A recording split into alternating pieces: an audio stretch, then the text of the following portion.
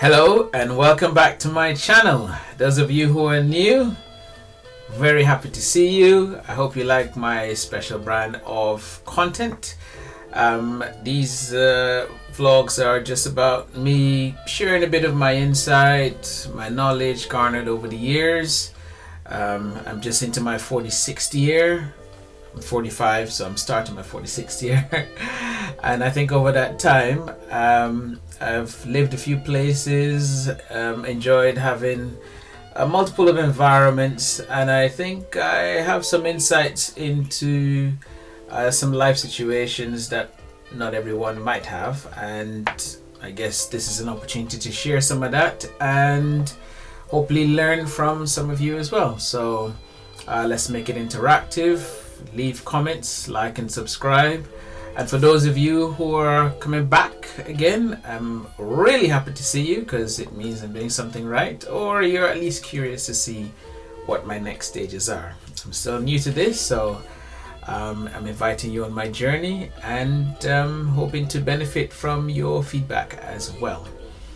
So I'm recording this on Sunday the 21st of March 2021, and I generally tried to include some things that have been in the news or that have happened in the past week that I found interesting. Not really anything political or anything too serious. This is meant to be a light-hearted kind of break from the usual goings-ons outside. But obviously COVID is still very much an issue, and the world appears to be slowly getting on to the better side or the other side of the pandemic. Numbers are still high, it's still sad, people are still dying from it, but vaccine rollouts seem to be going at a nice enough pace, and that we can be somewhat optimistic. So we'll continue to hope and pray that continues. So in that vein, kids are going back to school physically in the UK from tomorrow.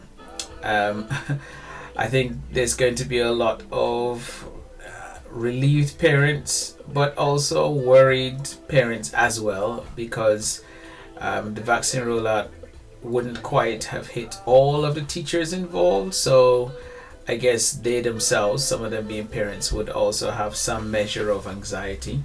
And as with parents, because obviously your kids are going into this environment and you're not sure what they'll be exposed to, what they'll be bringing back home. But I think most people, in my opinion, are of that mind that, well, we think we're okay enough to start taking small steps towards normality. So we'll keep everything crossed. But a lot of parents like myself would have been doing a lot of homeschooling with young children. I think we're happy to give the baton back to teachers again and take comfort in that the authorities that be are doing all that they could to make environments as safe and nurturing for the kids once again. So that's happening. Also, gold has been found in a little village in Congo. That's been interesting because the pictures just show that clearly word got around locally and lots of people have flocked there with their pans and digging away at the soil. And I guess we can take it as a gift from God, literally all that glitters. Unfortunately, we know sometimes when resources are found in these sorts of places, there's open opportunity to abuse, and of course usually the people who get left behind are the people from that local community. But it does sound like the authorities around there in Congo have a handle on this time. I know there was a ban on mining very soon after. The hope is that it's to make it safe for professionals to go in and the whole process be streamlined through some trustworthy authority, and that the local community benefit from amenities and infrastructure for the professions that would be. And and I do hope and pray that it's, all a local operation, and they're not immediately inundated from people from outside. But I think these days the world has an eye on these things, and the authorities that do. So chances of abuse are reduced, albeit not eliminated, but would be much better than in the past. Also in the news, cheerleading. This probably wasn't announced this week, but it came to my attention this week that cheerleading is going to be an official Olympic sport, I believe, from not the next one that's supposed to be this year, following on from the 2021s, but I believe 2024 in Paris. I haven't fact checked the time, so please somebody let me know, but I believe it is Paris, and the cheerleading definitely has been included. I don't think it's the kind where, while the basketballers or whatever are playing, they'll be on the sidelines. I think it's like proper group competition, with who can make the best pyramids and somersaults. And I mean, from what I can tell, it's a lot more involved than people might think it is, because our idea tends to be from American teen college movies, the cheerleaders cheering on the football guys or the lacrosse or what have you. But this is a combination of gymnastics and dance and athleticism and the whole thing coming together. So it should be quite interesting. I think Olympics is one of the times when we all become experts in what we might call alternative activities that we wouldn't usually watch. How many people can comment on dressage suddenly, synchronized swimming and such like. So it's all fun things to look forward to, including the actual Olympics that's going to be this year. We're not quite sure how it's going to be, but of late sports have had artificial audiences. Like you would look and see pictures of people. I didn't catch it at first. I thought, oh, that athletic, because I was watching some athletics from Poland recently, and I could see what appeared at first to be audience members, and then I was thinking, oh, that's odd, they're not spaced out. And then I realized they're pictures of people, and I guess they're just trying what they can do to make that atmosphere. And when the athletes clap, they actually simulate all of that. So it's as best as you can get it for now. But the hope is that by the time Olympics comes around, enough of the world is vaccinated and there's enough of treatments around that you can have some sort of normal audience. So again, that's also what's been going on. On a personal level, because I was actually going to record this yesterday, but I decided to spend the afternoon trying to catch up with friends and family that I haven't heard for a while. I didn't get much because it's been so long. 2 or 3 calls take 4 or 5 hours. But I only wanted to mention that to say that I'm sure a lot of you are a bit like me. You text every now and again, WhatsApp, and you keep in touch that way. But I'm sure you always think, you know what, I must give this person a call. I haven't spoken to them for a while.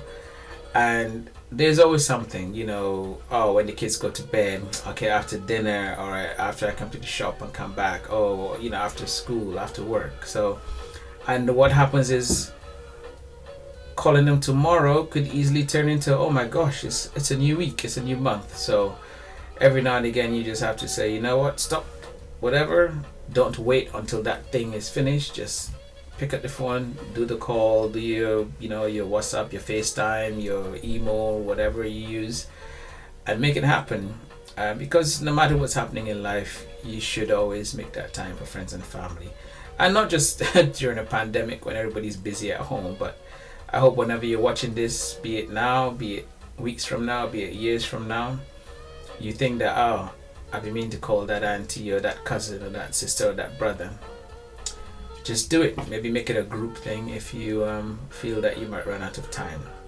So on a personal note, I'm trying to do better with that. It's been challenging, but you must always keep track of what's most important in life, really. And your friends and family are, they're the people that you're going through this life journey with. and have a mentioning that it obviously goes without saying that your partner is utmost of one of those, your actual close family. And I want to say is because we're all busy trying to do the things that need to be done, you know, kids at school, sorting out the house, making sure all that is fine, we might sometimes forget to do the things that, okay, I'm gonna have to cut this here because my screen suddenly went blank. So that was interesting. I was cutting my prime because the screen suddenly went black, and I was the screensaver kicking in, which hasn't ever happened before. So that was worrying, but I think we're all back up and running now. So if you're seeing this on Sunday, it means I managed to do the editing done properly, or get the editing done properly. I've not been giving myself enough practice with that, so I must do more. That is on my to-do list. So I will continue to try to get better for you and for me as well. I always have to go back to my statement of intent, and I believe there it also mentions the kinds of vlogs that I want to do, but also the idea being that I've just started it, and the idea is to keep on the journey, you in the journey with me, and see continuous improvement all of the time. So I was speaking about the things I'm trying to do personally better, and communication was one. But also this week was the first time that I made proper plans for next year, albeit because I think this year is going to be just sort of catching up on oneself and all the things that didn't get done last year.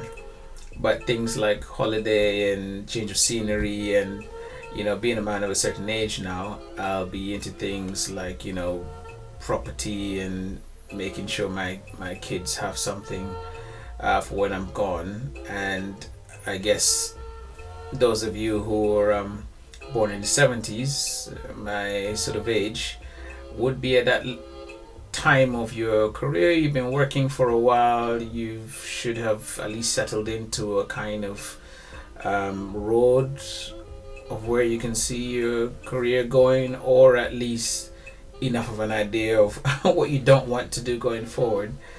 But if you haven't started making plans for when you retire, this is the time to start. I've got to tell you, because a lot of what you need to put in place needs to be done over years to get any sort of real benefit from it. So the hope is that wherever you live, the government of the day will at least make sure that you are fed and sheltered at the very least, and you have enough family around you can lean on. But I think in terms of what you're leaving to your kids and how you want them to be taken care of after, or grandkids, some of you at this age now, these are the times when we're looking into those things, pensions and investments and things like that. And if you haven't started yet, don't worry, don't panic. I've only started mine this year, so there's time. The time is now. So that is part of the plans I'm making. But I think just the fact that I'm making plans now, you just feel like, we're getting back there. We can start moving forward, you know, even just making the plan. So, you know, you can't make everything official, but I'd say start making some nice to haves, let's call it, and working a change of scenery. It is important, you know, that you just get away. Whatever your scenery is, a change is always nice. Even if you have a best scenery, you live in Barbados, you know, one of the slogans they use for tourism there is, you know, we live where you vacation. It's bittersweet, let me tell you, man.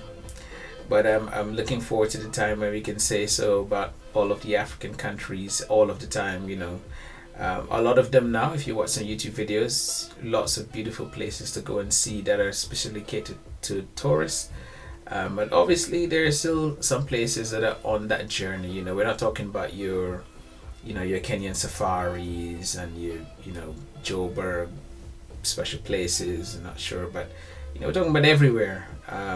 Let me not start to name names, because otherwise you get quickly into trouble. So I'll just say that the hope is that people flock to all of the African countries very soon in the near future. And in my lifetime, I'd like to see places like, people say, oh, in Pakistan, we're going on holidays, in India or Palestine, we're going to holiday in, I don't know, deep in Israel. But see, this is why I don't do politics. Let me ease off from there. But you get the picture. As in, I can go to Berlin Festival now, and well, not my lifetime, but there's some people's lifetime where the thought of that would have been just more on that in another vlog. So I'm not going to talk too long. I'm not sure how long this one is already, but thank you for staying with me to the end of it. Hope you've enjoyed listening to me pontificate on some of my thoughts. I did want to give a special welcome to my Ghanaian viewers. Oh my gosh, I tried to memorize this before, but I think it's Akwaba, Memao Akwaba. So it's just a very special welcome, because over this week as well was Ghana's independence. I know there's some people who have mixed feelings about celebrating independence, because they kind of have a view that it doesn't really mean anything if you're still dependent on, or to some extent dependent on, your colonial powers. But it's a journey, isn't it? And independence is sort of a first step of that journey, and everything after is an improvement on that. So for those skeptics, important to remember that even those colonial powers, especially those in Europe, England, Spain, all of them were also occupied countries before by, whether it's Romans or Omans or historians will give the correct name. But independence is important, and it's important to recognize it and remember it and impart it on to the next generation. So do keep on celebrating. So in that vein, I shall have a quick toast to them. There's something I have here prepared for whenever I'm celebrating anything that's particularly celebration worthy. So I'll also couple this to anyone else who's had birthdays, anniversaries, and celebrating all of the above. So enjoy, take care, thanks for joining me. Cheers. I'll see you next week. Take care and keep smiling.